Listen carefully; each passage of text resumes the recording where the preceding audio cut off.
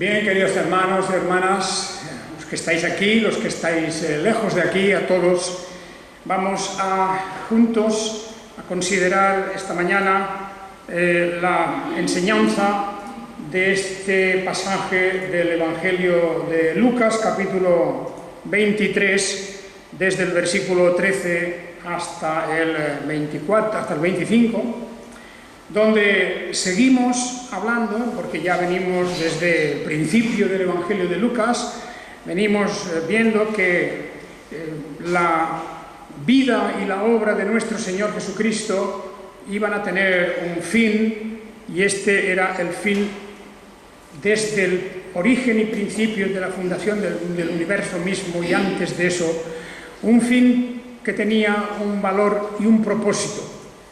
La muerte de nuestro Señor Jesucristo, de la que estamos hablando en estos tiempos, de la pasión, de la muerte de Jesús, tenían el propósito de producir nuestra redención. La carta a los Hebreos nos dice claramente que sin derramamiento de sangre no hay perdón del pecado. El derramamiento de sangre es todo un símbolo, es el símbolo de la expiación, es el símbolo del pago por la culpabilidad y la pena que lleva en sí el pecado, el castigo del pecado. No hay oro en el mundo, no hay riquezas en el universo que puedan salvar a una sola persona de sus pecados, de su transgresión, de su rebeldía contra Dios. No hay riquezas en todo el universo, como digo, que puedan eximir a alguien del castigo eterno que merece la ofensa contra Dios, el insulto contra Dios y la rebelión contra Dios. Y por eso es necesario encontrar un medio de pago, un medio de sustituir esa ofensa por el perdón, el castigo por la redención. Y eso solamente es a través de un sacrificio expiatorio. Quiere decir, de un sacrificio que tenga el valor, que tenga en sí misma la riqueza suficiente para aplacar y para apaciguar la ira justa de Dios. Y ahí está el sentido y significado de todo este pasaje, de la muerte de nuestro Señor Jesucristo. No hemos de confundir las cosas. La muerte del Señor Jesucristo es verdad que es un hecho que se nos describe de tal manera que nos produce un dolor, una tristeza, una compasión, tal vez porque le vemos a Él sufriendo en la cruz. Hay mucha gente que solamente ve esto, son muchas personas que únicamente consideran que la muerte del Señor Jesucristo es una especie de modelo de abnegación, de modelo de entregarse, pero realmente lo que hay detrás de la muerte del Señor Jesucristo es algo mucho más serio, es algo mucho más profundo. En esa muerte viene a expiarse, viene a cancelarse toda nuestra deuda con Dios. Por eso se nos dice claramente en las Escrituras, el apóstol Pedro nos recuerda, que no somos redimidos con oro ni con plata, sino con la sangre preciosa de nuestro Señor Jesucristo. Una y otra vez el apóstol Juan en sus cartas también nos habla de la salvación por medio de la sangre y el sacrificio de nuestro Señor Jesucristo. Y esto no es un sacrificio gratuito, no era una especie de rito que en otros pueblos se celebraba también con animales, siempre. No es algo que pueda aplacar la sangre de los animales. Y así la carta a los Hebreos ya pone las cosas en su sitio para enseñar al pueblo judío que la sangre de los becerros, la sangre de las ovejas, de los corderos, etc., eso no podía en modo alguno borrar el pecado. Todo aquello era un símbolo, era una preparación, era una manera de enseñarnos que, eso sí, una muerte tenía que pagar por el pecado nuestro, pero no la muerte de cualquiera, no la muerte nuestra propia, sino la muerte de un sustituto, la muerte de alguien que con su sangre pueda redimir a todos aquellos que en la voluntad de Dios han de entrar en la vida eterna. Y esa es la muerte del Señor Jesús, en quien lo humano y lo divino han venido a dar ese valor al sacrificio que una vez para siempre se ha producido. Pero antes de llegar al sacrificio, esto será la semana próxima si Dios quiere, porque hablaremos ya de la crucifixión, hoy tenemos que hablar del juicio que se produce antes de la muerte. ¿Y por qué un juicio? ¿Por qué tiene que haber un juicio?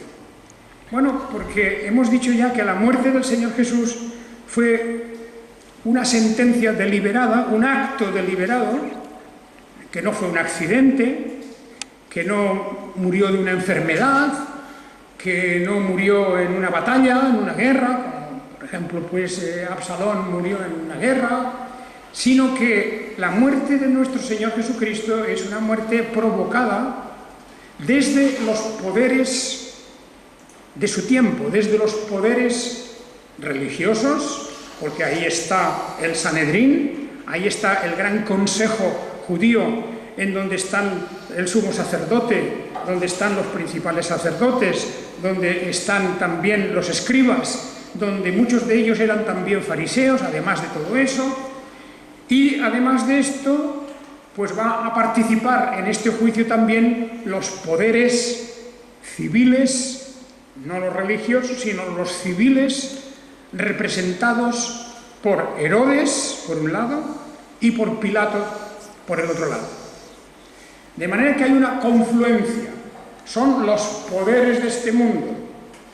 De esto hemos estado hablando últimamente, hoy mismo, en el libro del Apocalipsis, en el estudio que hacíamos en el libro del Apocalipsis, hemos visto en el capítulo 18 la caída de Babilonia.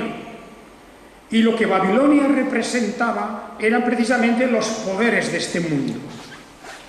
Los poderes legales, los poderes que gobiernan, que manejan, que manipulan, los poderes que realmente tienen la facultad no solamente de condenar a muerte, como en este caso, sino de dirigir nuestra vida. Y aquí va a juntarse todo este poder, el religioso y el civil, para pronunciar una sentencia contra alguien que no ha hecho nada merecedor de muerte. ¿Qué es lo que ocurre aquí? Pues que durante años el odio contra la persona de Jesús se ha ido acumulando. Se ha ido acumulando entre los fariseos, los escribas, los sacerdotes, y luego eso va a saltar incluso al propio poder civil, representado principalmente por Herodes primero. Porque el papel que Pilato juega aquí es un papel algo secundario. Aunque él tenía en sus manos la llave de la vida o la muerte, él personalmente no estaba interesado ni involucrado, no tenía ningún temor. Es más, Pilato sabía que Jesús no representaba ningún peligro. Él sabía que lo habían denunciado y lo habían llevado allí por su animadversión, por su odio. Pero Pilato, después de examinarlo, después de interrogarlo, después de conocer testimonios de unos y otros, él vendría a decir: pues yo no encuentro nada digno de muerte en esta persona, por lo tanto voy a soltarlo. Voy a soltarlo. Esto es lo que les dice en el versículo 15. Herodes le había enviado o le había devuelto a Pilatos a la persona de Jesús. Herodes, ya sabemos, lo vimos la semana pasada, que desde su propia corrupción y de su ignorancia y de su carácter superficial, Herodes había pedido que le trajeran a Jesús, y en realidad él lo estaba esperando. Pilato se encargó de enviárselo. Herodes tenía una cierta jurisdicción en la zona de Galilea, Y aunque en aquel momento se encontraba Herodes en Jerusalén, Herodes era la persona que tenía pues un poco de poder, le habían dejado, diríamos, una parcela de poder en Galilea. Y pensando que Jesús era de Galilea, claro, era Jesús de Nazaret, ¿verdad? Pues allí que fue enviado a Herodes, pero Herodes no tenía ningún interés en juzgarlo ni en nada. Herodes se alegró mucho cuando vio a Jesús, porque había oído y quería, desde hacía bastante tiempo, esperaba ver algún milagro.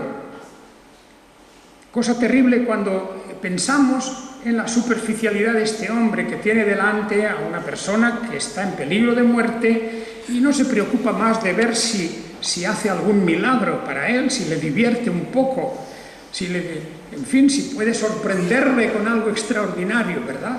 Esto era lo que Herodes quería. Por lo tanto, Herodes aquí tiene un papel, bueno, que vemos aquí de un hombre egoísta, débil.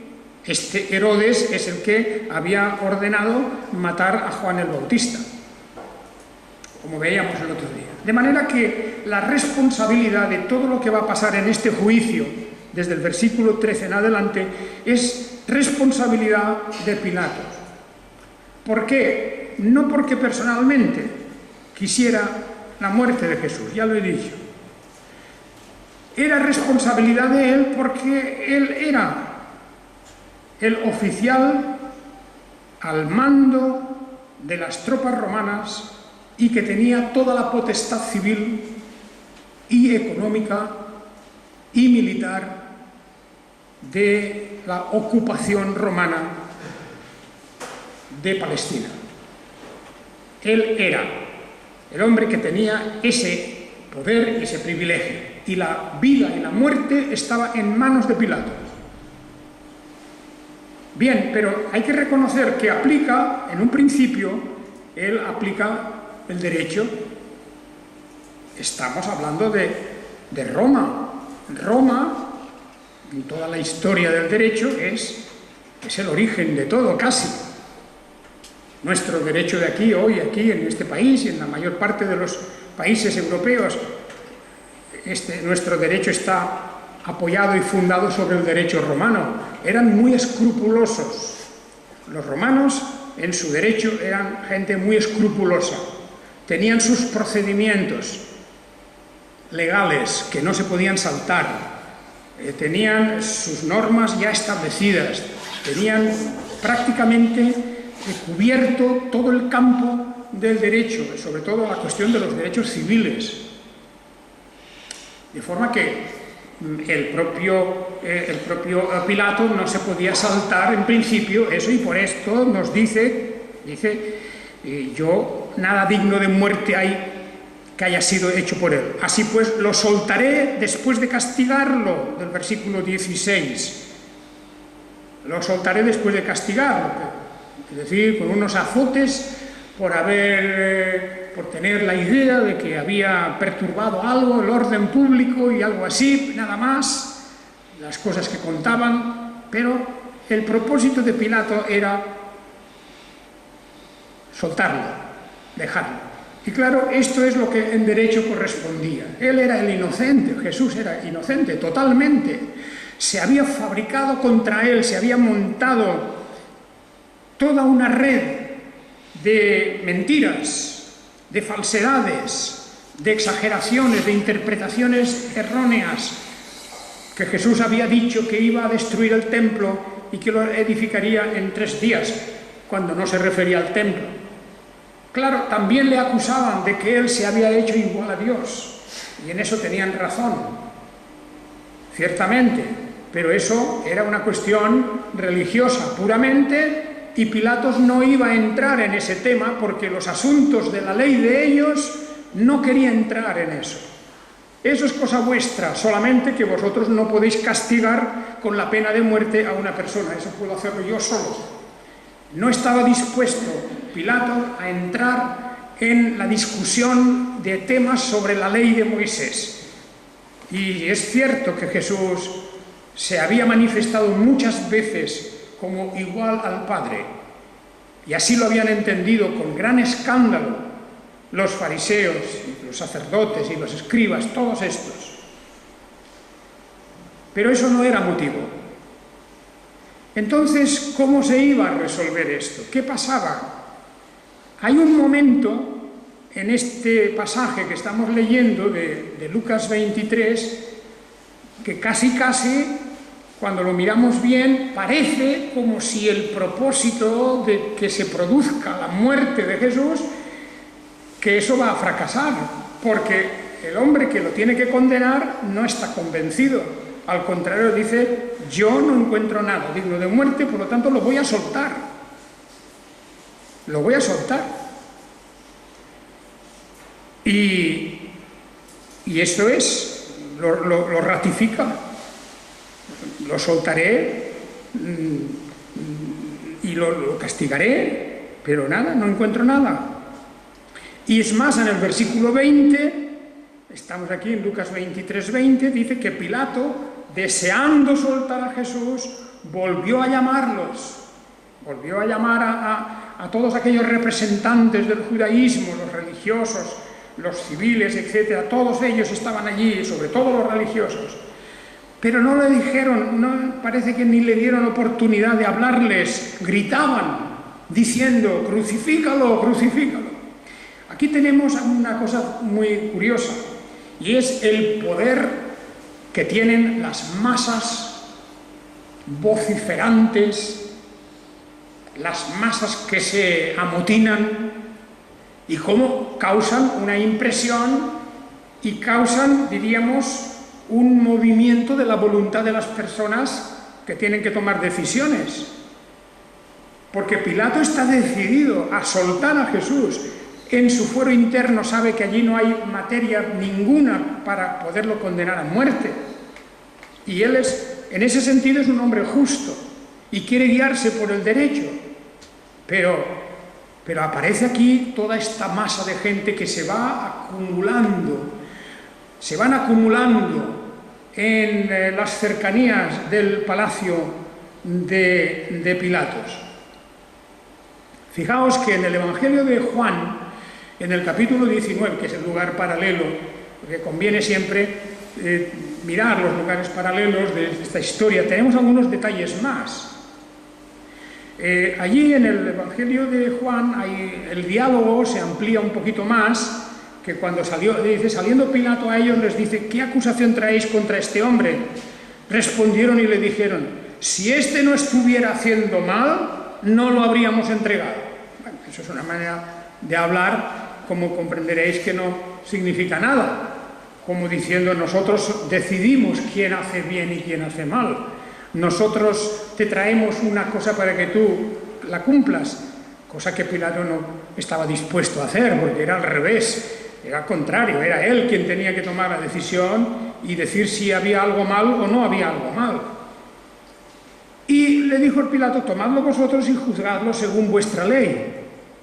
Y los judíos dijeron, a nosotros no nos es lícito matar a nadie, no podemos matar, porque los romanos les habían prohibido eso, claro.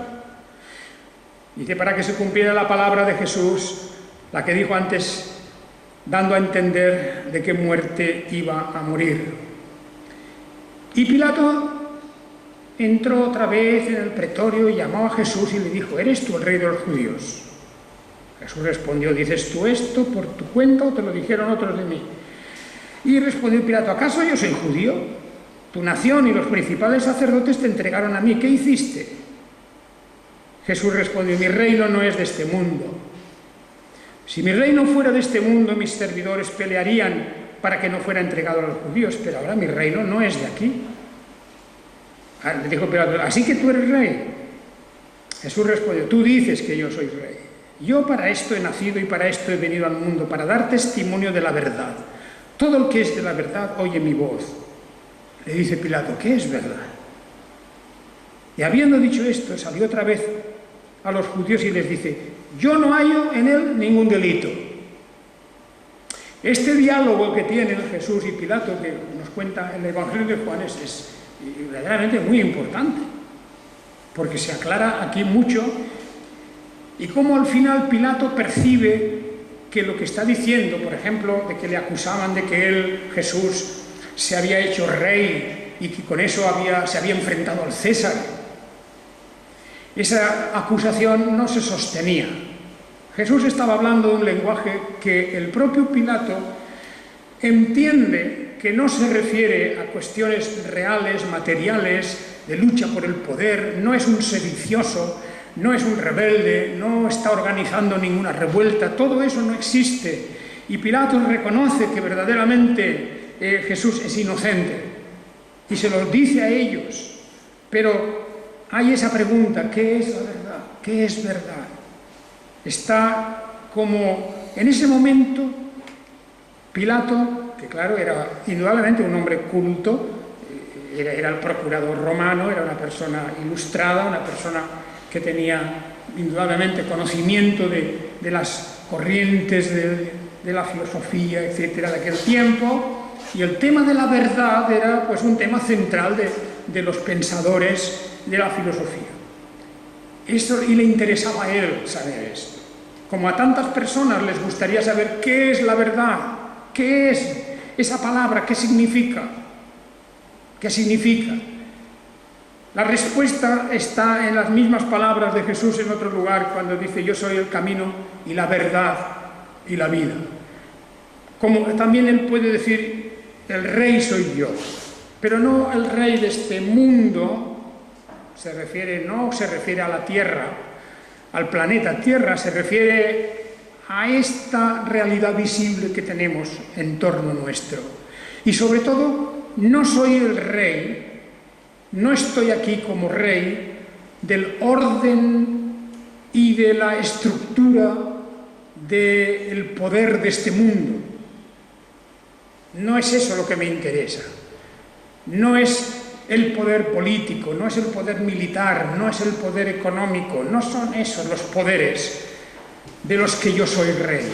Mi reino está en el orden de la verdad, de la justicia, en el orden de la misericordia, de la gracia, del amor. Ese es mi reino, es un reino del Espíritu. Y por tanto, en este diálogo, aquí se ve un momento en que Pilato parece casi como si tuviera una cierta, yo no diría tal vez simpatía, pero que comprende que no hay ninguna razón para lo que está pasando. Pero él tiene una responsabilidad, no se puede él escapar de su papel como garante del orden. Él tiene que mantener el orden público. Esto era fundamental. Y hay un momento aquí en que la multitud se ha arremolinado y congregado delante de su palacio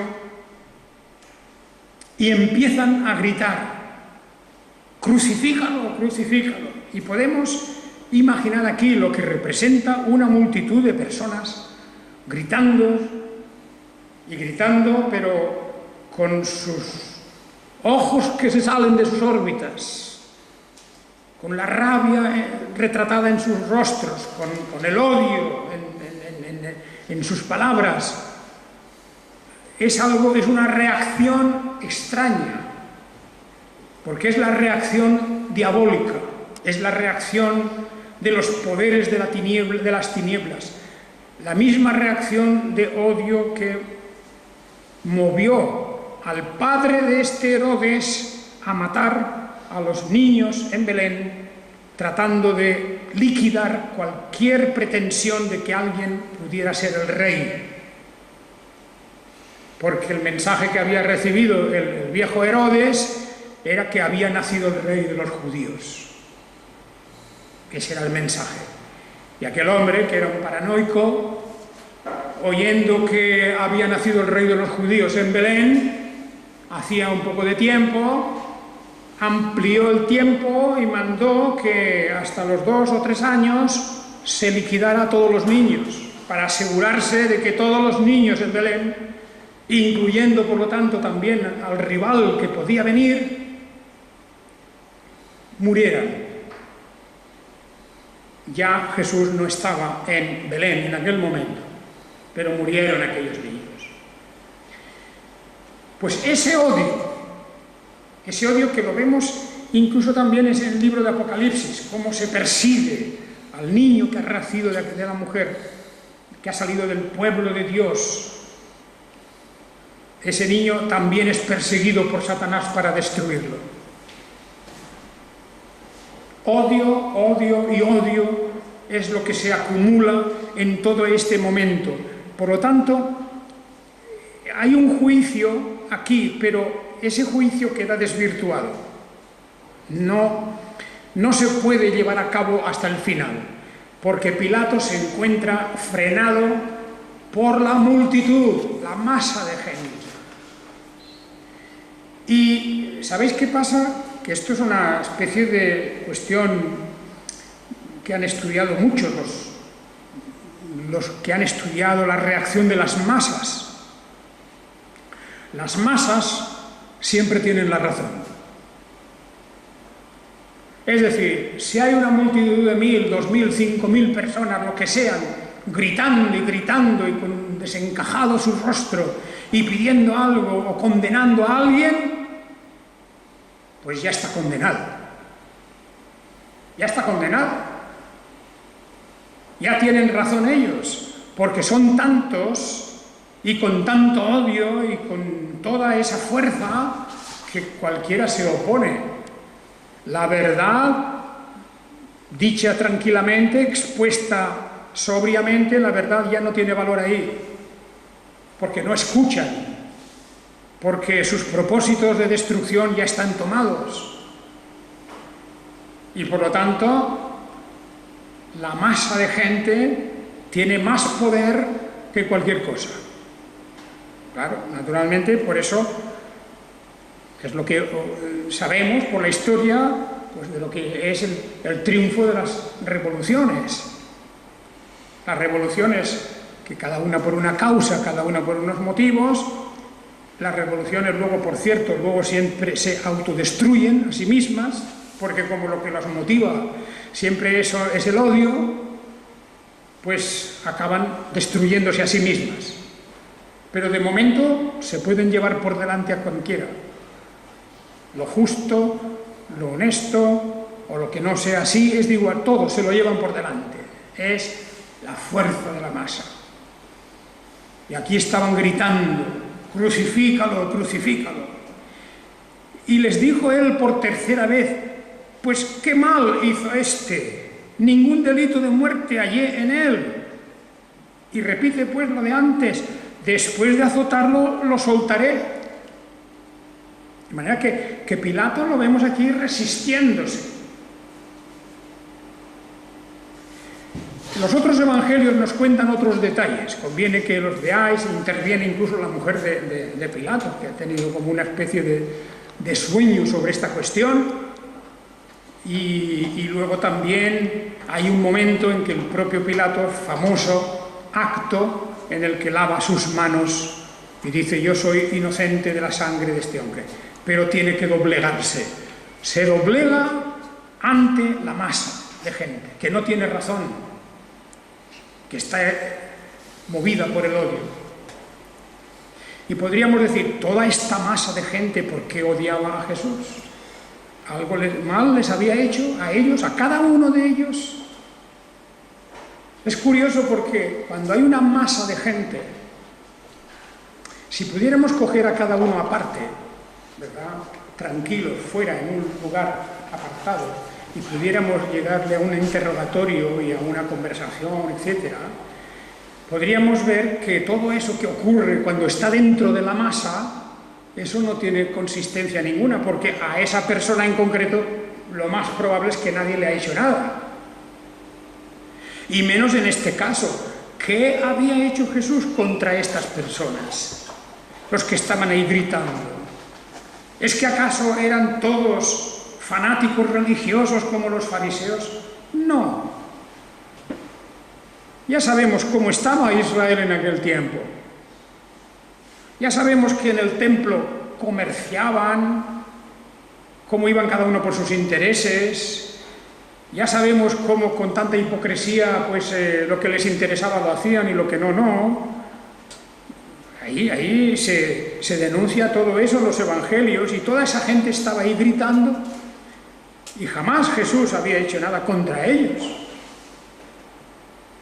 Las masas habían recibido a Jesús unos días antes gritando: «Hosana al Hijo de David». Y también habían visto algunos de ellos seguramente algunos de sus milagros, o habían escuchado sus discursos. Tal vez ellos eran de los que alguna vez se habían regocijado al oír sus discursos porque tenían autoridad y no eran como los de los escribas y fariseos y todos estos. De manera que ahí había una masa de gente, simplemente. Y se contagia el odio, y se contagia esa rabia contra una persona que no les ha hecho nada. Por eso dice el versículo 23, insistían a grandes voces demandando que fuera crucificado. Y fijaos, y sus voces prevalecieron. Dice al final del versículo 23, sus voces prevalecieron. Sus gritos, su rabia, su odio, sus insultos, todo eso, el ruido que hacía esa masa de gente allí, se puso por encima del derecho, de la verdad, de la justicia, del orden. Todo eso quedó barrido. Y entonces, dice Lucas, y Pilato sentenció que se ejecutara la demanda de ellos. Pero hay aquí algo ignominioso. Algo ignominioso. Porque la masa esta de gente, tenía también su lógica. Y su lógica era: queremos que muera este, pero para compensar esto que ellos sabían que no era justo, le proponen a Pilatos que suelte a un criminal que está acusado por sedición, por una revuelta contra el orden establecido en el país, y por un homicidio. Había un hombre llamado Barrabás que estaba condenado a muerte. Y la gente que sabía esto, todos gritaron a una diciendo: quita a este y suéltanos a Barrabás. El cual, dice, por una insurrección hecha en la ciudad y por homicidio, había sido echado en la cárcel. De manera que hubo aquí un cambio, y tácitamente Pilato ya lo había aceptado. Pero era una condición más, no porque él tuviera necesidad de hacer ese cambio, no porque estuviera obligado, era porque ya se había rendido a la fuerza de la masa que había impuesto las condiciones. Naturalmente, aquí llega la destrucción de la justicia, la destrucción de todo. Es uno de los momentos más terribles y más vergonzosos dentro de toda la historia de la vida de Jesús. Porque aquí vemos que desaparece toda la idea de la verdad. Hay un pasaje en la carta a los Filipenses en donde se nos habla de la obra de nuestro Redentor. Y se nos habla de cómo Él es el que se ha entregado por nosotros. Y cómo el Señor Jesucristo ha llegado en su amor y en su entrega hacia nosotros a estar dispuesto a humillarse. A humillarse. Y a humillarse de tal manera que se hace incluso menor que los ángeles. Menor que los ángeles. Se humilla. Se pone en nuestro lugar. Se pone en nuestro lugar. Y hermanos, esa humillación de nuestro Señor Jesucristo, esa humillación es la representación de todo lo que está ocurriendo aquí. El que se ha despojado de su gloria, el que se ha hecho menor que los ángeles, el que se ha humillado de tal manera que ha tomado forma humana. Fijaos cómo lo dice el apóstol en cuanto a la abnegación, a la entrega. Y primero empieza hablando de lo que nosotros debemos hacer, y él va a ser el motivo, el ejemplo. Dice, no mirando cada cual por su propio interés, sino también por el de los demás. Considerad entre vosotros lo que hubo también en Jesús el Mesías, el cual, existiendo en forma de Dios, no quiso por usurpación ser igual a Dios o igual con Dios. Es decir, no quiso venir en la forma de la divinidad, sino en la forma de la humanidad, sino que se despojó a sí mismo, tomando forma de siervo. Él, que no era siervo, se despojó como tomando forma de siervo, como quien se quita sus vestiduras reales y su corona y su cetro, se quita todo eso y viene vestido como un siervo.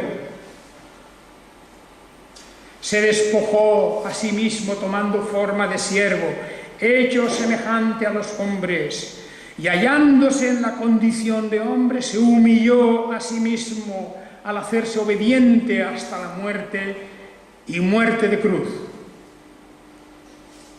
Fijaos este momento de lo que dice el apóstol Pablo en este gran capítulo 2 de la carta a los Filipenses.